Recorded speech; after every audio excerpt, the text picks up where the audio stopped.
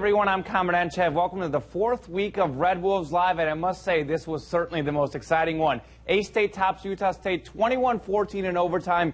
Blake Wynn was there for the exciting finish. Blake, how awesome was the end in the environment? Oh my goodness, Kamen, it was fantastic. So many fans out here at this game. They were loud, they were proud, the game was close. It was everything we could have hoped for. Not a perfect night for the Red Wolves, but they really came together when it counted. Played very, very well. A great night for the Red Wolves defense.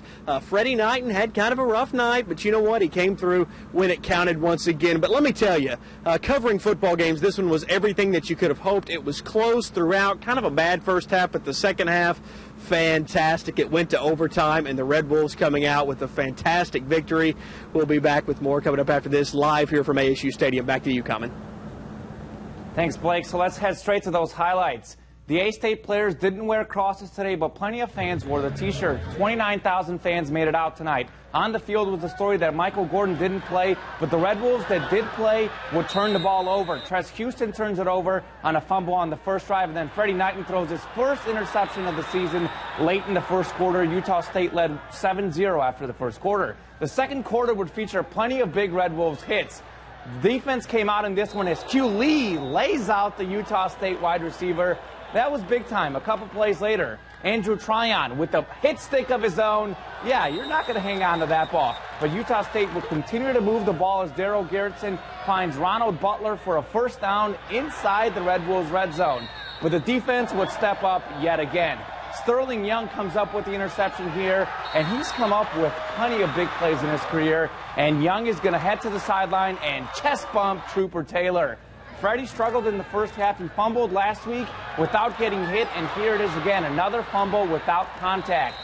A-State just couldn't get anything going, and when they did, they would have fumbles and turnovers and penalties. Luke Ferguson got a lot of work in. Look at this punt, and Entchev Brown puts the smackdown on Utah State's returner. When Utah State got the ball back on offense, Q Lee comes up with a big sack there. He had a huge day. Later in the first half, Utah State misses the short kick.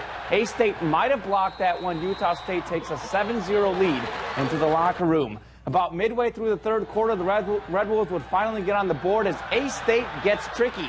J.D. McKissick takes the handoff and dives in the end zone for a 12-yard TD run. We're tied at 7. But later in the third quarter, Utah State comes right back. Daryl Garrettson finds Ronald Butler, and Butler does the rest. His 41-yard score gives Utah State a 14-7 lead. Michael Gordon didn't play, but Johnston White was great yet again. His 4-yard TD run right here ties the game at 14 with just under 5 minutes left. Under a minute to go, and Freddie fumbles yet again. For the second time of the game, Utah State gets it at the A-State 38-yard line. Utah State attempts a field goal as time expires, but Entchev Brown blocks it, and we head to overtime. Knighton would come up big in the clutch. Freddie finds Dijon Pasco for a 24-yard TD pass. A-State takes a 21-14 overtime lead. The defense was great all game long, and in the clutch, Charleston Gurley breaks up the fourth down Utah State pass. Arkansas State wins 21-14 as the team runs out into the field with happiness. And look at Terry Mahajer, the athletic director, is fired up, and Blake Anderson and Arkansas State improved to 2-2 on the season. Let's head to the stats. Michael Gordon again didn't play, but Johnston White stepped up big in back-to-back games. This time he came up with his first 100-yard game on just 18 carries. Of course, as you just saw, he also scored the game-tying touchdown. Freddie Knighton struggled tonight. He had 3 turnovers. He threw his first interception of the season and also fumbled twice, but the defense helped him out, holding Utah State to just 14 points. Well, you've seen the highlights and our brief thoughts of tonight's thriller. Coming up next, we'll head to the media room and we'll get Coach Anderson's take on the big win.